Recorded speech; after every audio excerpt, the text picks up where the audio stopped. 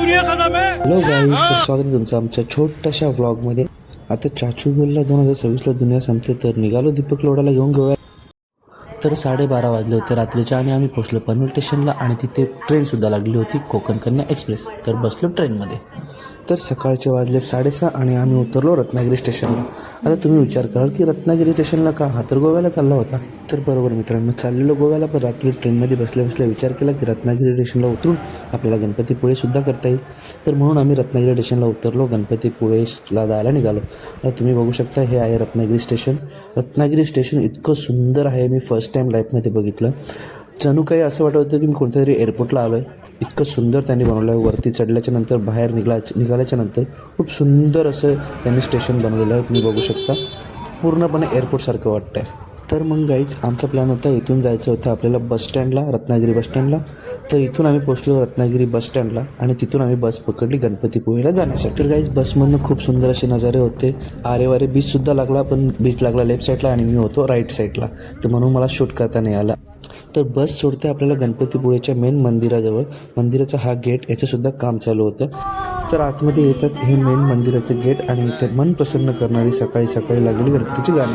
तर काही शूज काढले आणि आतमध्ये गेलो बघतो तर कोणत्याही प्रकारची गर्दी नव्हती, कारण आम्ही सकाळी खूप लवकर पोहोचलो. हे आहे लाईव्ह दर्शन. तर मित्रांनो, आतमध्ये कोणत्याही प्रकारचा मोबाईल अलाउड नसल्यामुळे मी शूट नाही करू शकत, पण वरच्या खिशामध्ये टाकून मी शूट करणार. तर काय, खिशामध्ये मोबाईल होता, पण त्या काकांना दिसला. ते काका बोलले की मोबाईल बंद करा, पण तरीसुद्धा एका सेकंदा का होईना तुम्हाला दर्शन मिळणार. बघू शकता तुम्ही, पुढे जाताना छोटंसं दर्शन तुम्हाला बघायला मिळणार. आणि त्यानंतर लगेच मला मोबाईल बंद करावा लागला. तर गाईज, तुम्हाला दर्शन जर मिळालं असेल तर प्लीज कमेंटमध्ये गणपती बाप्पा मोरया एकदा बोललाच पाहिजे. आणि हे गणपती मंदिर खूप छान मंदिर आहे. लागूनच बीच आहे आणि बीचच्या बाजूला हा मंदिर. खूप सुंदर वातावरण आहे, खूप सुंदर हवा सुटलेली असते. खूप मजा आली इथे.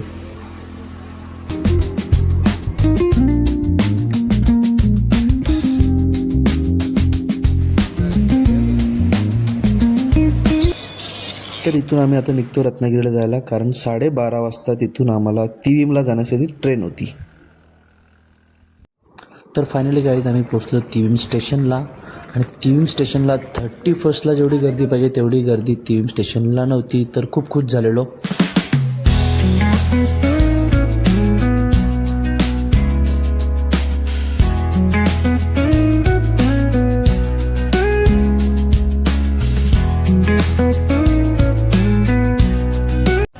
तर गाईज, चला आता इथून मी तुम्हाला घेऊन जातो 31st नाईटला टिटॉस गल्ली आणि बागा बीचला कसा माहोल असतो तो दाखवायला. तर गाईज, ही आहे टिटॉस गल्ली, पण आत्ता सध्या वाजलेत 9:30, त्या हिशोबाने इथे खूप गर्दी कमी आहे. तर गाईज, बागा बीचला सध्या मी पोचलो आणि ज्याप्रमाणे मी इंस्टाग्राम रील आणि व्हिडिओज बघितलेले की बागा बीचला जो माहोल असतो ॲज इट इज सेम असाच माहोल बागा बीचला आहे. हे मी आज स्वतः माझ्या डोळ्यांनी बघितलं. खूप मजा आली. आता थोड्याच वेळामध्ये इथे काउंटडाऊन स्टार्ट होणार आहे आणि न्यू इयरसाठी सेलिब्रेशन होणार आहे.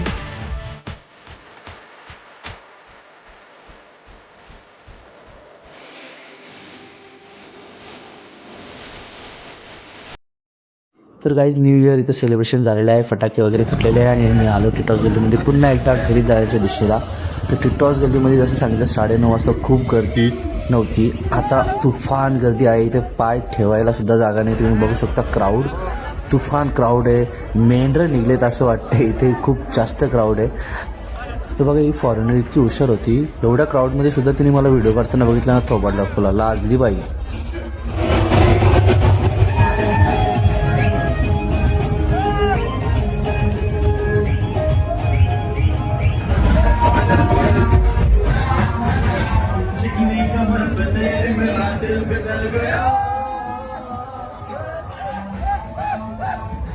तर गाईज, अशी असते गोव्यातली 31st नाईट लाईफ. या डोकरीपेक्षा भारी मी नसलेलो, पण जाऊ दे आता.